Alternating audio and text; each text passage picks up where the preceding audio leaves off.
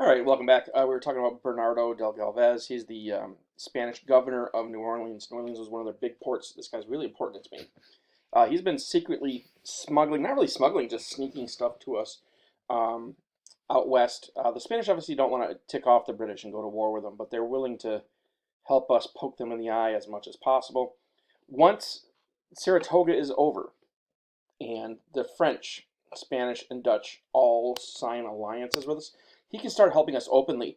And he himself puts together cavalry troops and goes out and come on, computer, come on, computer. There we go. Goes out and actually attacks British forts up and down the Mississippi River on the Gulf of Mexico because Britain owns Florida at this point. So there's places along the Gulf of Mexico. It's kind of disputed. Spain thinks they own it too. But he runs out and starts attacking the British, which means they have to. And he's got like decent armed troops. Like Spain's still, third in the world as far as power goes. So he's out there annoying the British and doing serious damage, and the British have to pay attention to him. And they're going to give us money too. Spain's going to give us lots of money. What the Spanish and Dutch lack in military power, both of them have a lot of money. And if they have a way to not risk their own people and help us out, they're going to do it. So both the Dutch and the Spanish give us lots of money. France gives us all. They give us a navy, army help, training, uniforms, uh, and money, all of it. So France is all in, but these guys help in little ways as much as they can. And of course, we had no money. So financial support is a lifeline for us. All right, there's not really a war at sea because the British fleet is just massive compared to ours. As a matter of fact, I think at the end of the Revolutionary War, we're going to have 8 ships. So we, very early in the war, decide we're going to need a navy, and Congress actually votes to create one. The interesting thing about an army, though, is you can make one quickly. You can recruit guys, and 3 months later, you can fight. They can bring their own guns. You don't even have to put uniforms on them. That's basically what a militia is kind of like a really terrible army. Navies, on the other hand, you have to make a boat. You have to train soldiers, not soldiers, sailors, for a long time in order to be able to use that boat in combat. Navies take forever and are extremely expensive. And one of the things we know for sure is Congress didn't even have money for an army, which is far cheaper than a navy. So they're going to declare the creation of one, but they're not really ever going to really create one. In order to build a ship, you have to have somebody willing to actually build it. And all of those shipyards are on the coast. And the British Navy's out there. And if they find out you're building ships for the Americans, they're going to take that ship out and they're going to even seize your shipyard. So the American shipyards, the colonial shipyards, were not really willing to support us. And the British Navy is going to be vastly superior. So we only have one really cool, funny story from the Revolutionary War about the Navy, and that is a guy named John Paul Jones. And he's going to take the Bonhomme Richard, that's actually a boat, and he's going to, instead of trying to fight the British off our coast, which is suicide, he goes and attacks England. He takes his ship, the Bonhomme Richard. He zips past the British fleet, and the British fleet chase him all the way across the ocean.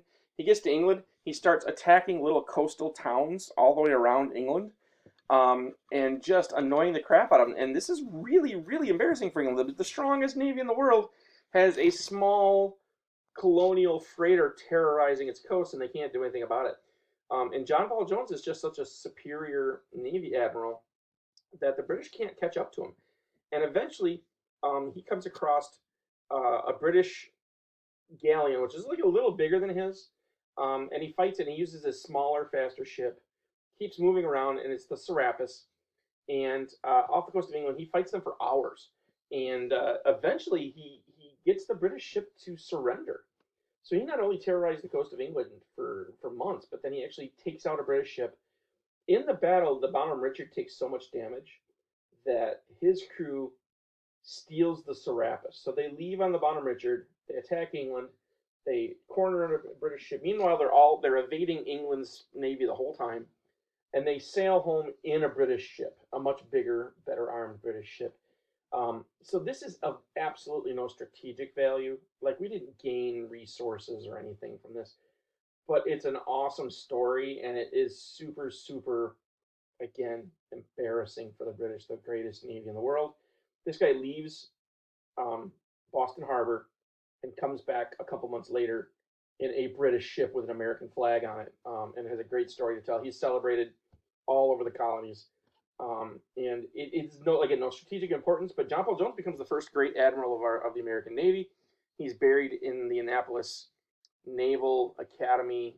He's super famous American. This is kind of where he comes out and becomes the most famous American British admiral. Why is my computer not going? Go to the next one. Okay. All right. So, section 4. Here we go. We are going to, the British are going to shift their focus, and we're going to start getting a little bit more successful because we have training coming out of Valley Forge.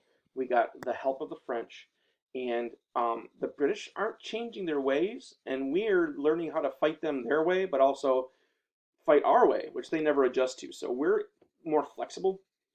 So Great Britain's going to finally admit that this is not going to be a quick war. And as long as it's not going to be a quick war, they're not going to go after the big knockout blow. The big knockout blow was like New York. If I take New York, they can't fight us. If I take Boston, then the Patriots and the Sons of Liberty will give up. So they're going to stop trying to go for the big knockout blow, and they're going to put together more of a long-term strategy. So they're going to stop being the puncher Mike Tyson, and they're going to become more the boxer Evander Holyfield. And so they're going to go after the weak portion of the Patriot cause, and that's the South. The South just has less people. There is no Continental Army down there. There's a bunch of local militias. There's less people down there. There's more loyalists in the South, so the British Army can rely on the local citizens to supply them and help them. They're not going to hide the Patriots and the spies the way the people in the North were going to do. So this is easy pickings for Great Britain, and their plan is to rip through the South, take all the major cities, and then get the South to stop supporting the war. And that will weaken the North enough where they won't be able to resist any longer. That's kind of the goal. It's kind of like hunting a herd of buffalo. The wolves or lions or whatever go after the young, the weak, the lame first. And that's what the South was for us. I mean, the South themselves were fine, but it just, compared to the North, less population, less money, less people to fight, and far more loyalists. So at first it's working great. There's going to be a guy down there named Cornwallis. He comes up from British Florida, takes over Georgia. Georgia is the state with the smallest population at this time.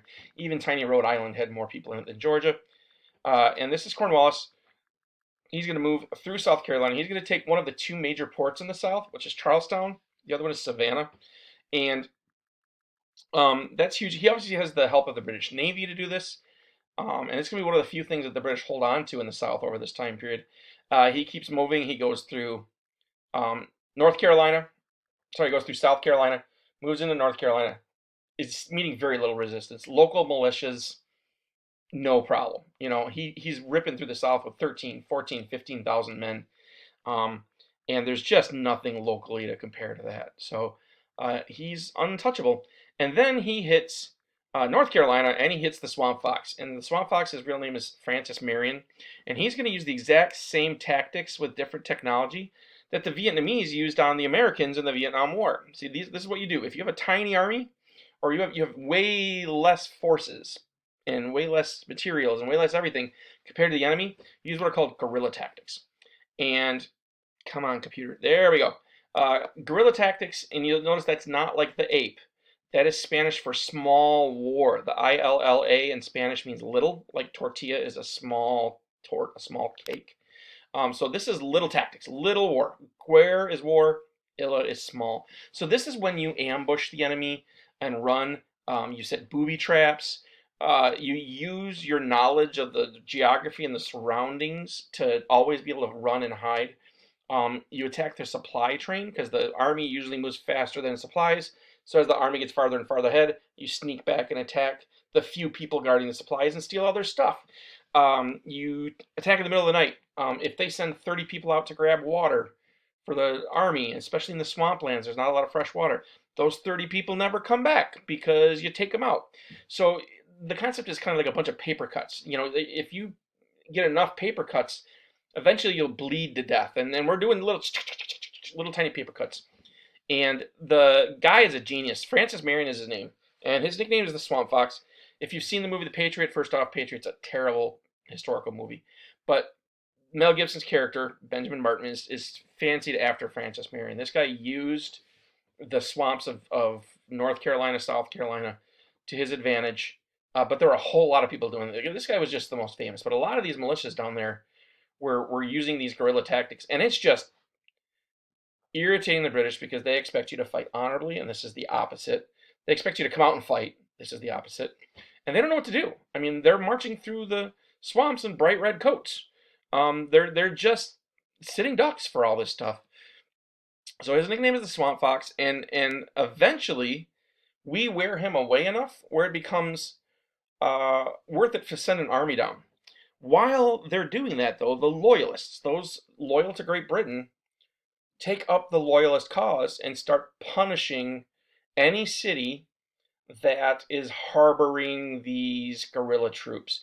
And the interesting thing about guerrilla troops is they always blend in. They're not a regular army. They're not wearing uniforms. They're just dudes during the day, and then at night they go out and kill some British people. And so the loyalists start burning and killing citizens that are hiding patriots. They start taking out entire villages. They start saying things like, if you are harboring a patriot, then you deserve death as well. And so things get ugly. They start killing women and children. They start burning down towns, taking the law into their own hands. But like I said, we start winning enough, and Cornwallis gets worn away enough that we send a small army down. And the reason we don't send the full, continental army under George Washington is the British Navy. If we sent Washington down into the South to go fight Cornwallis, all Cornwallis has got to do is get on a ship, go around and get back up to Boston, New York, and Philadelphia, and the war's over. So Washington has to stay home and continue to guard the major cities, continue to guard the loyalists and the spy network and everything else. So we sent a small army under Nathaniel Greene down in 1780, and this is 4 years into the war. This is about a year and a half into Cornwallis's campaign in the South. He comes down and he starts winning battles. Before he gets there, a bunch of just backwoods militias win a battle at Kings Mountain, and then Nathaniel Greene comes down, and the way it works is he's got a core army of, let's say, 2,000 men, still vastly outnumbered by Cornwallis. But everywhere he goes, the militia joins him. So if he's in South Carolina, a bunch of militias in South Carolina join him. If he moves back into North Carolina, those militias go home, and the militias in North Carolina join him. Remember, the militias aren't great troops, but they're something, and they bring guns to the table. So he's running around down the South, and he's going to actually take on the British. And the British went south to make Washington make a move. Like, come get me, I dare you. Nathaniel Greene's going to split his army in two and make the British make a move. So he's going to take some of them, and he's going to send a guy named Daniel Morgan west, and they're going to attack two different places at the same time. And now the British have to try to divide their forces and fight both of them in land that they don't know, and both these sides are supported by local militias. It's going to make Cornwallis vulnerable. It's going to make him tough. It's going to make it so you can possibly beat him. So one of the things that happens, this is Daniel Morgan. He's going to win a huge battle at Cowpens. Now this shows you how remote they're fighting. Usually you name your battle after, the city, Saratoga that you're near, or Boston, or Trenton. There were no cities. They were near Cowpens. So this is the Battle of Cowpens. Daniel Morgan pulls off a classic feint. He has a weak group of people fire and run away. The British chase him. They go around a corner, and the entire American army is sitting there waiting to shoot back at him. So this is something that the Romans fell for. This is something that the Mongols used to do on the plains of Asia all the time. It's a classic move that you shouldn't fall for, frankly. And the guy that fell for it was pretty smart. He was Benedict Arnold, traitor. Here's a map. We don't have to go over that. Benedict Arnold was the guy in charge of the British Army, and remember, he was an American general. This is after he betrayed America, and he was smart enough not to fall for this. He was one of the greatest generals we've ever had, but he did. And even when he fell for it, he almost pulled out the win. Benedict Arnold's in charge. He's the guy that betrayed America. He tried to turn over West Point to the British. At this point, he's now a British general, and he left America because he felt that he was not being appreciated. But he joins the British Army, and they don't trust him because he's a traitor. So he gets put in charge of an even smaller army, and he gets even less respect from the British. So that's kind of karma coming back to haunt him. We'll finish in the next video. See you in a minute.